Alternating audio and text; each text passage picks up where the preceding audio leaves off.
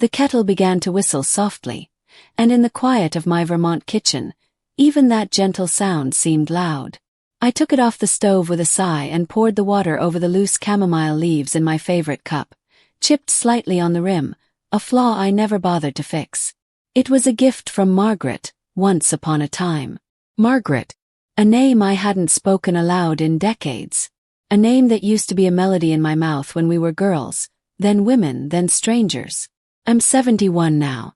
My name is Doris. I live in the same home my late husband built with his own calloused hands, though he's been gone 9 years now. No one really visits anymore. My daughter moved to California.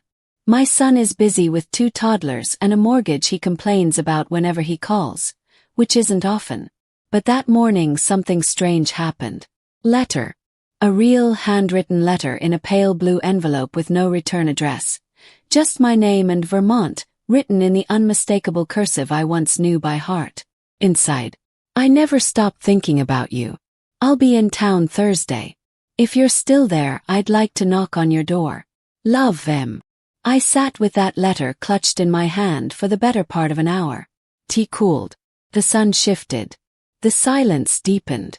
I wasn't ready. Or maybe I was. Thursday came with a quiet mist. Like the day itself wasn't sure it wanted to fully arrive. I brushed my hair carefully, even put on lipstick. Something soft, barely there. My hands shook a little as I tucked the letter into the drawer next to the stove.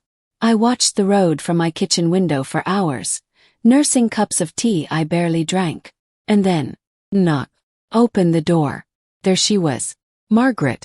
Older, yes, but the same warm fire in her eyes.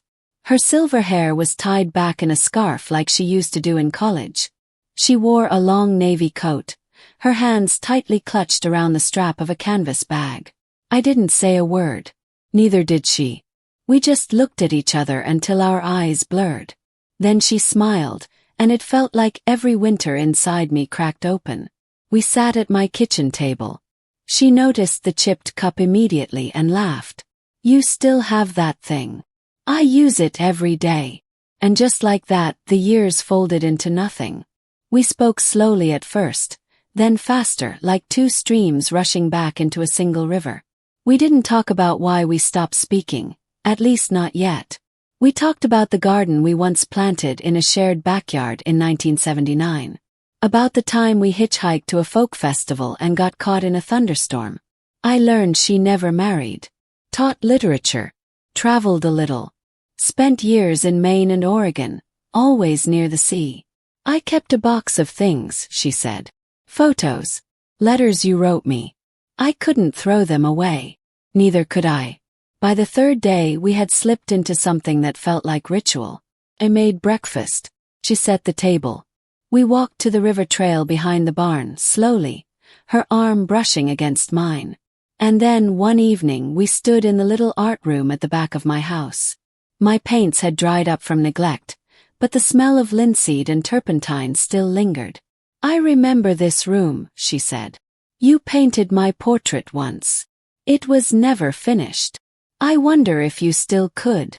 I didn't answer. I just reached for a fresh canvas. We didn't need to talk about the lost decades. About the letter I never responded to in '86. About the hurt that sat unspoken between us for so long. Some silences don't need to be filled. Some are just the quiet before something begins again. A week later she left. But not before she promised she'd return in the fall. You've always loved October, she said. And I think I finally want to learn to paint. I watched her go with tears I didn't hide. Because this time the door didn't feel like a goodbye. Just a pause. It's strange the way one name, one letter, can peel back years and remind you of who you were before the world hardened around you. And it's beautiful how even in your 70s, someone can knock on your door and wake a part of you that thought it had been forgotten. I sit at my kitchen table now with my brush wet and canvas waiting. And the chipped cup beside me. Still warm. Still here.